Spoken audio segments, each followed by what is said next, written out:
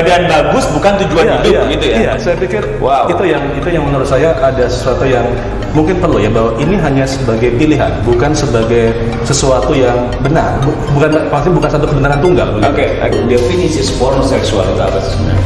Sepanjang pengetahuan saya, pornoseksual disebut sebagai portmanteau ya. 2-3 dekade lalu yang dijolkan adalah tubuh wanita. Namun 2 atau sampai 3 dekade berikutnya ternyata eksploitasi pada tubuh seorang pria pun juga menjadi sorotan di sini. Iya. Ini pergeseran apa sebenarnya? Bahwa sebetulnya laki-laki bertelanjang dada itu bukan suatu yang aneh. Hanya saja karena pada masa itu belum ada media sosial dan kesempatan untuk tampil itu juga sangat minim, sehingga segala sesuatu tampak biasa. Nah, ketika yang biasa itu berubah menjadi tidak biasa, itulah saya pikir pornya di sana.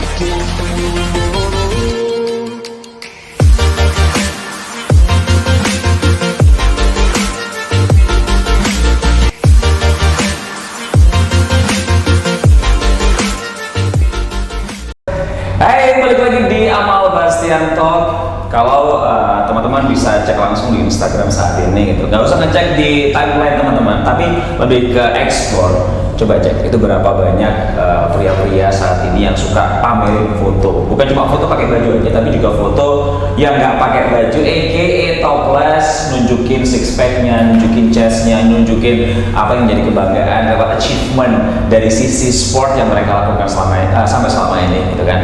Nah, kalau kita coba cek juga ke tahun 2015, majalah Esquire Indonesia pernah menerbitkan satu artikel judulnya adalah Pornoseksual Pria Seksi Suka Tampil, Agustus 2015. Mereka menuliskan beberapa fakta terkait dengan pria-pria yang merasa harus diperhatikan lewat postur tubuhnya yang sehat, bugar, dan six pack di mana-mana. Nah, pornoseksual ternyata sejak artikel yang terbitan 2015 terus berkembang menjadi satu, saya melihatnya sebagai bentuk budaya dan ada kesempatan, kenapa enggak gitu loh. Apalagi kalau sekarang Instagram memberikan banyak fasilitas foto-foto yang ada penyensorannya, tapi untuk bagian-bagian tertentu nggak disensor sama sekali. Malah itu menjadi satu hal yang satu inspirasional, 2 arti, kemudian yang ketiga sebagai bahan promosi untuk produk-produk olahraga. Nah,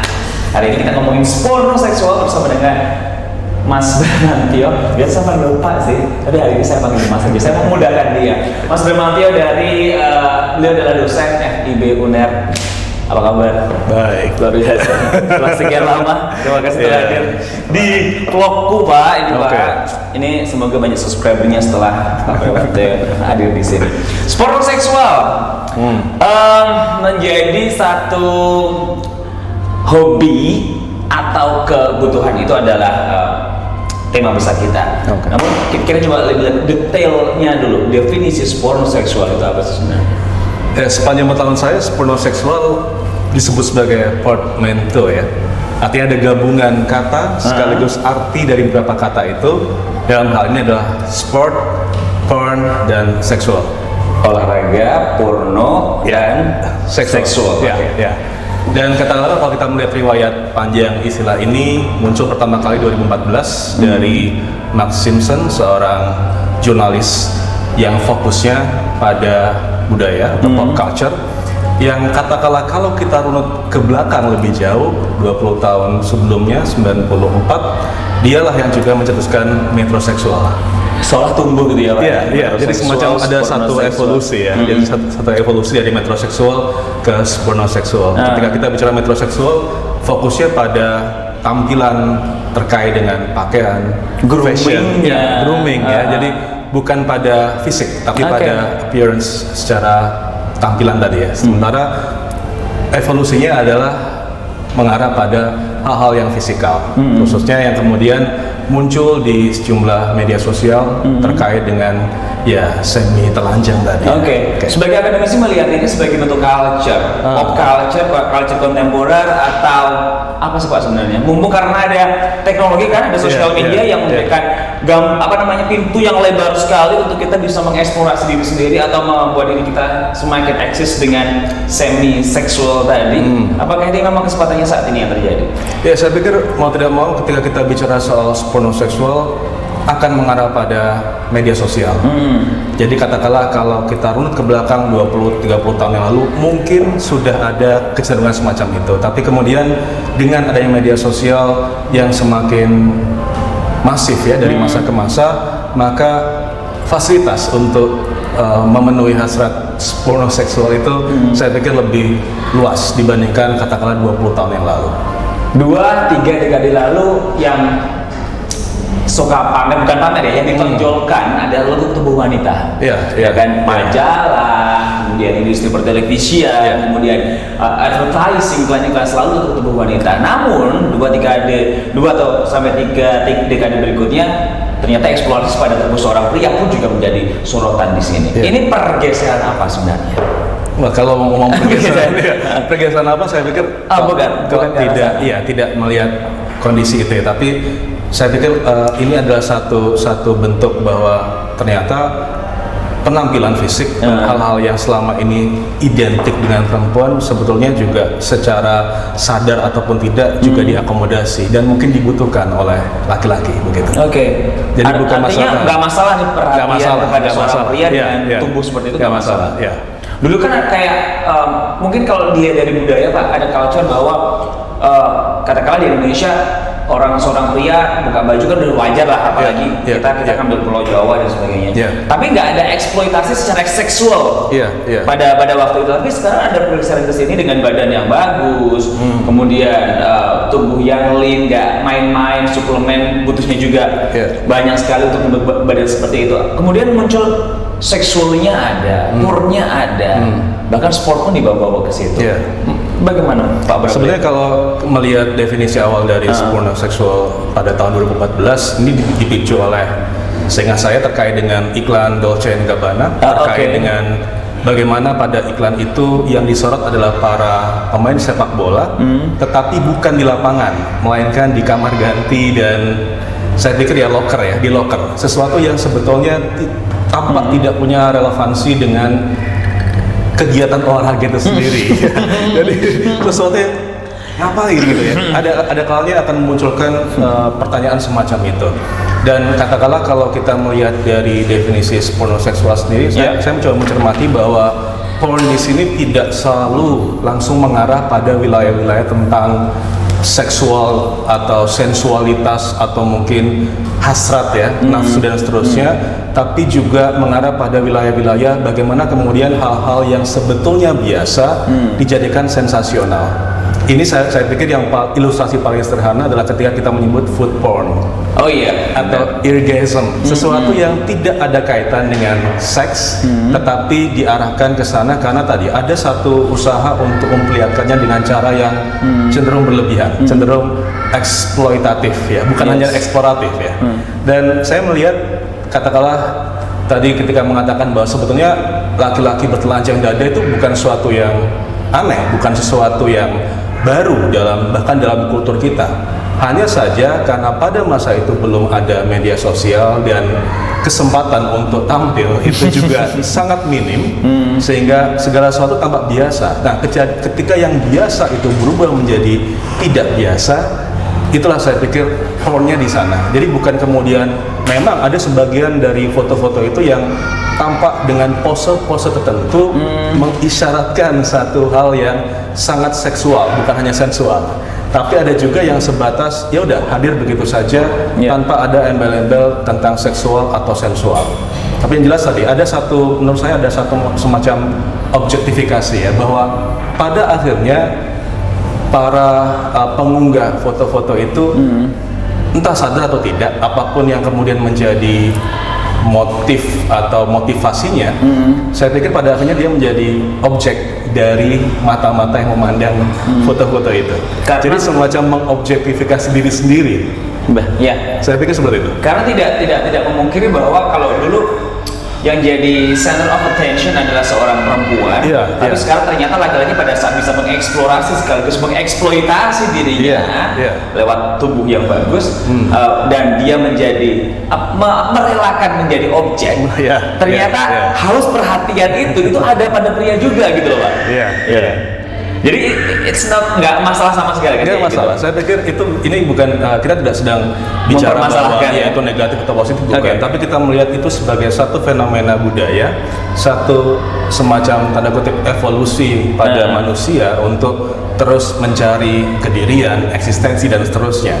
Dan ini menarik sekali ketika kita mencoba untuk lihat semakin jauh ke belakang bahwa menurut saya ini merupakan satu lanjutan atau satu ekspansi dari narsisisme sebetulnya. Karena bisa ya, dan katakanlah kalau kita mengingat lagi mitologi Yunani, betapa seorang Narsisus ini yang dalam ceritanya dia sebetulnya ditaksir ada seorang peri hutan yang jatuh cinta, tapi kemudian diabaikanlah si peri hutan ini, dan Aphrodite yang katanya punya aspek lain yaitu Nemesis, dia justru mengutuk Narsisus supaya dia hanya bisa mencintai dirinya sendiri. Yang pada akhirnya ada beberapa versi, tapi yang paling terkenal adalah ketika dia bercermin pada kolam atau sungai atau telaga itu, pada akhirnya dia jatuh cinta dan dia tenggelam, dan artinya dia tewas di sana. Tapi ada juga yang kemudian dia berubah menjadi Narcissus atau Daffodil kalau tidak salah. Jadi kondisi-kondisi ini katakanlah kalau kita melihat sebetulnya dampak final dari narsisisme atau orang-orang narsisistik ini bukan pada bagaimana dampaknya pada masyarakat atau bagaimana dampaknya pada publik, tapi pada dirinya sendiri. Jadi semacam masalah psikologi nanti akan ada pakarnya sendiri nih. Jadi ada semacam mengonsumsi dirinya sendiri sebetulnya menurut saya. Jadi dia mengonsumsi dirinya, bukan mengonsumsi perhatian menurut saya. Jadi ada satu yang katakanlah kalau dicermati kembali, dan saya pikir mitologi, dongeng, folklore atau apapun diakui atau tidak selalu ada kebenaran di sana, karena menurut saya dongeng-dongeng itu tidak muncul begitu saja, tapi berdasarkan fenomena yang mungkin pada saat itu dialami oleh masyarakat yang memunculkan dongeng. Dan ini saya pikir sangat menarik ketika kajian ini akan diperluas dan memperlihatkan bahwa sebetulnya mungkin sejak zaman dulu sama manusia. Cuma beda budaya gitu kan. Dan beda media. Civilization-nya beda media juga. Kalau dulu mungkin zaman-zamannya Michelangelo jadi patung kan.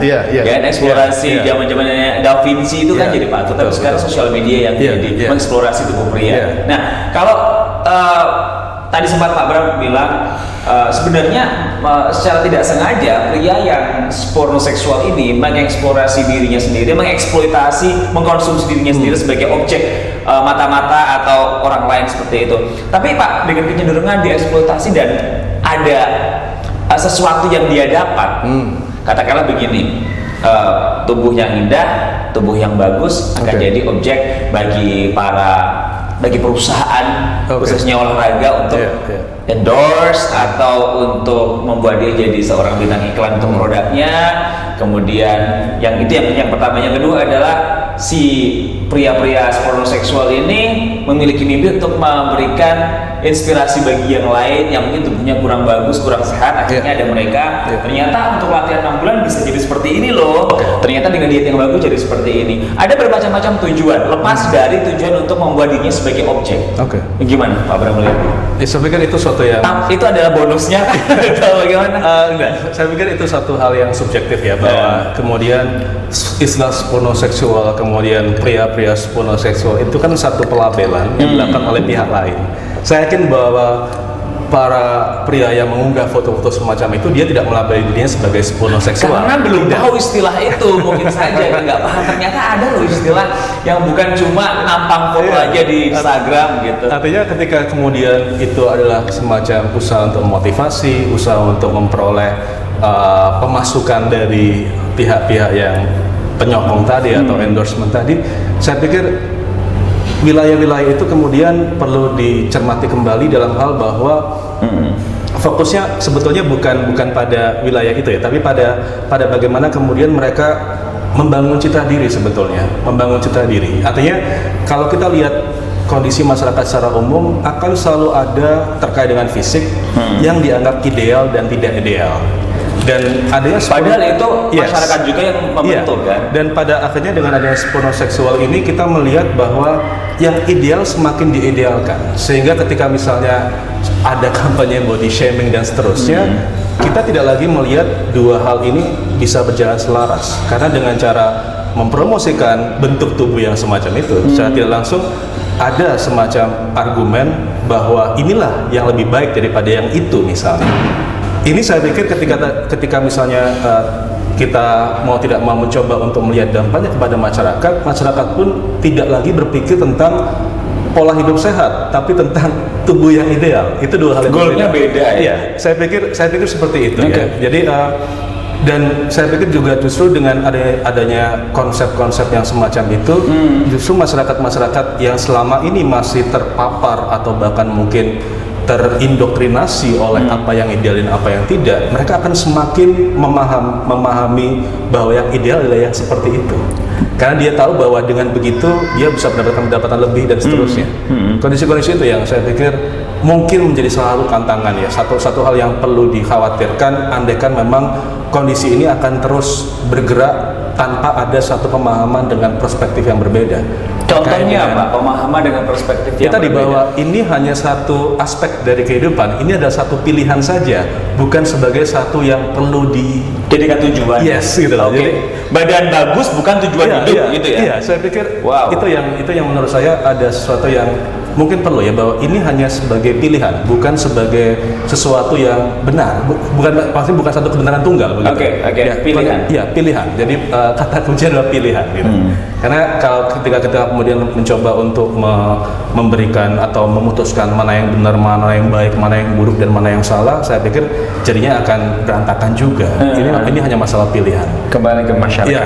Oke. Setidaknya mereka paham bahwa bahwa apapun selama baik-baik saja, selama bahagia, ya sudah lakukan saja. Tidak perlu kemudian mematok atau mematri dari perspektif milik orang lain.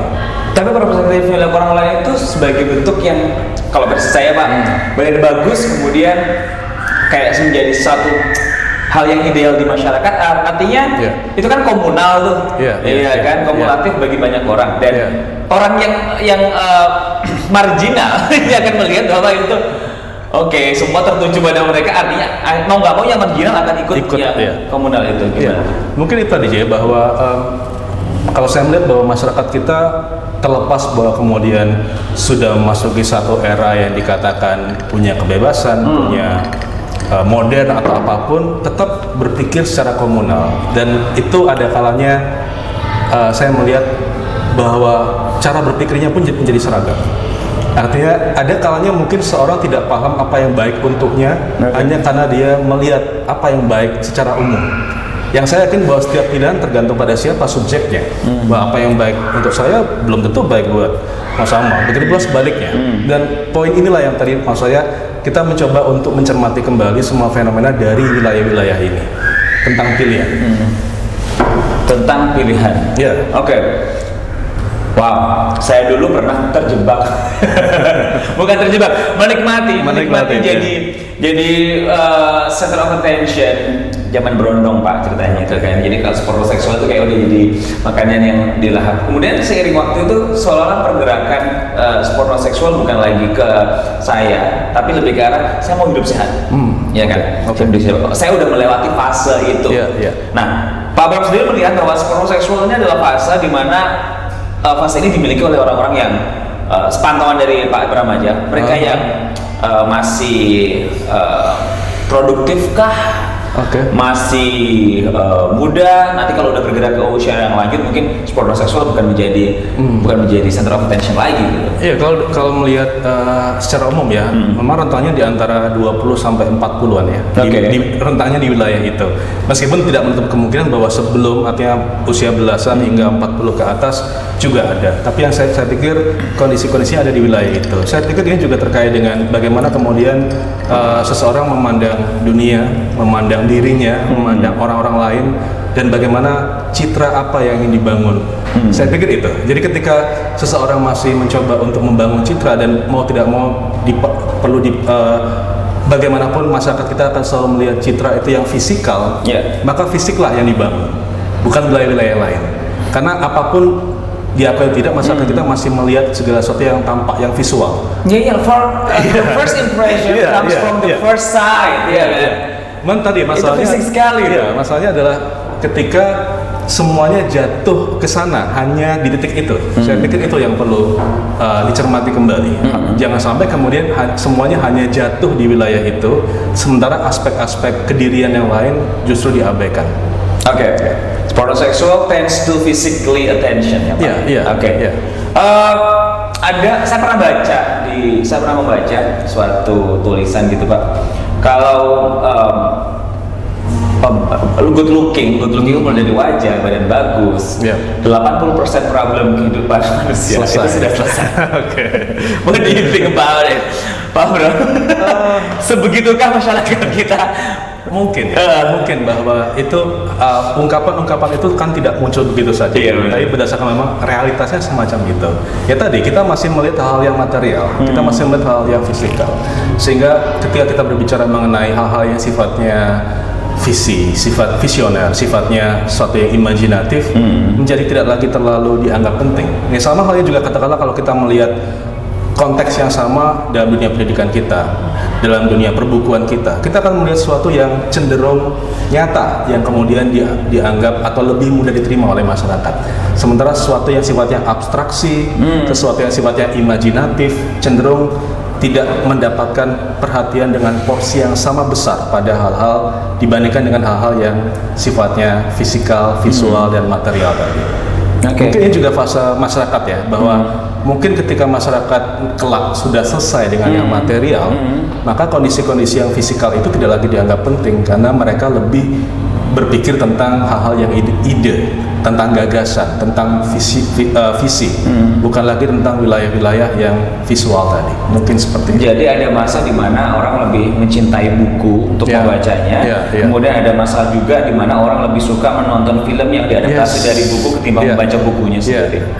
Dan kalau kita coba komparasikan dengan sportoseksual, kita berada di kondisi yang itu. Jadi orang lebih suka menonton bentuk tubuh daripada hanya sekedar teori untuk melatih agar kita bisa six pack dan sebagainya. Jadi betul-betul memang wilayahnya masih pada kondisi-kondisi yang cenderung penampakan luar ya. Eksistensi ya, bukan esensi. Katakanlah kalau kita ngomong eksistensi versus esensi. Mengarah ke wilayah dua paradigma itu, maka memang tampaknya eksistensi mendahului esensi. Sportoseksual di situ, eksistensi dulu. Saya pikir. Tapi kalau esensinya adalah mengajak orang untuk hidup sehat, untuk dalam bahasa kasarnya use me gitu kan, as your inspirational. Jadikan saya sebagai inspirasimu, jadikan saya sebagai, misalkan kalau dia attract si pria-pria ini attract perusahaan untuk mengendorse dia, menjadikan dia bintang iklan, itu kan jadi esensinya dia kan di situ Pak ya. Esensinya untuk digunakan. Saya ketika ngomong esensi akan mengarah ke semacam, tapi tadi bahwa pembentukan tubuh itu tidak serta-merta untuk dirinya, artinya betul untuk pihak kedua. Itu yang mungkin menjadikan katakanlah berbeda ketika sebelum era media sosial. Orang mungkin orang nge-gym, orang berolahraga. Orang pencak silat itu kan badannya bagus-bagus juga, tapi kan buat dirinya tidak kemudian melakukan exposure pada wilayah atau masyarakat luas dengan cara-cara, dengan pose-pose seperti itu. Karena misalnya kita bilang bodybuilder, binaragawan. Apa bedanya sebetulnya? Bedanya mungkin tadi media, bahwa mereka melakukan itu bukan untuk media, tidak untuk diunggah ke media apapun. Untuk memang sport, olahraga, kondisinya seperti itu. Gitu. Jadi ini hanya masalah tadi satu pilihan, yang kedua bagaimana media membentuk satu citra yang mungkin memang diharapkan oleh pihak yang mengunggah. Dan pihak yang pengen melihat unggahan itu kan. Kok nggak diposting fotonya gitu kok lama ya gitu kan. Ternyata di momen tertentu udah bagus banget gitu badannya. Di Esquire ini menuliskan bahwa generasi pria baru, sportoseksual, obsesi pahat tubuh yang berujung pada tindakan narsistik. Is this obsession? Ini obsesi kah? Obsesi. Ini tadi kalau aku ngomong di bagian hobi atau kebutuhan, berarti kan obsesi ada di lini itu. Saya pikir memang ketika kita bicara obsesi ini kan akan menjadi satu hal yang mungkin di satu sisi untuk memotivasi seseorang ya, tapi di sisi lain tadi sejauh manakah obsesi ini kemudian harus dituruti, harus dipenuhi? Karena juga bukan kemudian ini sesuatu yang jarang kita dengar bahwa mereka menghabiskan sekian banyak dana untuk memenuhi obsesi itu. Dan si pelaku ini mungkin saja sebetulnya tidak atau belum pada taraf ekonomi semacam di situ, sehingga artinya alokasi dana seharusnya nggak cuma buat tubuh doang. Itu yang perlu dicermati kembali gitu, bahwa adanya iklan apapun terkait dengan pembentukan tubuh, terkait dengan suplemen dan seterusnya, itu justru akan membuat orang menganggap bahwa oke, ini cara yang lebih cepat, cara yang paling cepat untuk mewujudkan fisik yang semacam itu. Wow. Sport seksual akan menjadi satu kegiatan, satu budaya yang akan terus berlanjut, atau akan ada timingnya, ini akan lenyap begitu saja Pak? Selama sosial media masih ada, dan dalam kurun berapa lama? Saya pikir saya juga tidak bisa memprediksi apapun ya. Tapi ada pelaku juga Pak, sport seksual, sport brain seksual, tambahin brainnya. Artinya bahwa budaya itu akan selalu ada selama memang ada pendukungnya. Poinnya kan di sana kan, bahwa kemudian ketika kita mengatakan konsep-konsep pelestarian budaya, mungkin memang ada budaya yang pada akhirnya ditinggalkan karena masyarakat budaya tidak lagi membutuhkan budaya itu. Jadi kita nggak pernah tahu sampai kapan kemudian masyarakat membutuhkan budaya semacam ini untuk memuaskan diri, untuk sampai pada wilayah eksistensi.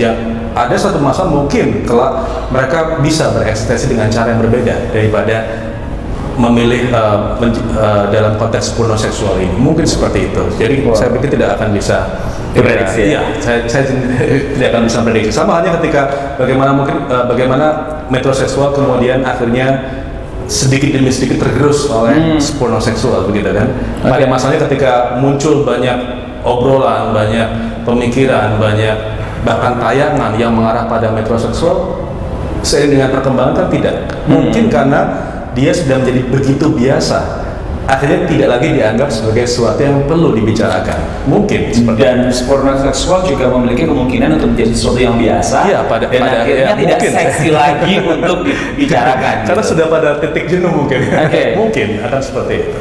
Nanti mungkin ada porn brain seksual. Jadi yang seksi bukan cuma badannya, tapi otaknya yang dilihat itu loh ya. Tapi it's okay, itu adalah pilihan kata Pak Bro tadi. Jadi tubuh sehat, tubuh bugar, kemudian ada bentuk-bentuknya, lean dan sebagainya, itu semua ada pilihan. Anda pilih jadi objek yang membuat Anda menjadi center of attention, atau Anda sebagai penikmat. Saya dulu pernah jadi penikmat objeknya juga. Kok ngaku-ngaku, enak aja ngaku nggak ada foto kayak gitu. Pak Bram, terima kasih banyak. Sama-sama. Terima kasih. Nanti aku akan minta ke viewers, kalau misalnya ada pertanyaan boleh langsung tanya, terus aku langsung sampaikan Pak Bram. Terima kasih. Kalau yang gitu sama Bram langsung ke bener ya. Itu lagi kesempatan. Jangan lupa subscribe Amal Bastian Talk. Kalau ada pertanyaan atau ada sesuatu yang ingin dibahas, langsung komen di situ. Nanti akan kita gondok pada tim saya dan kita akan membahasnya. Jadi obrolan kita itu sesuatu yang seksi, sesuatu yang di gray area yang abu-abu jarang diobrolin oleh banyak orang, tapi itu ada di depan mata. Bye. Sampai jumpa. Terima kasih.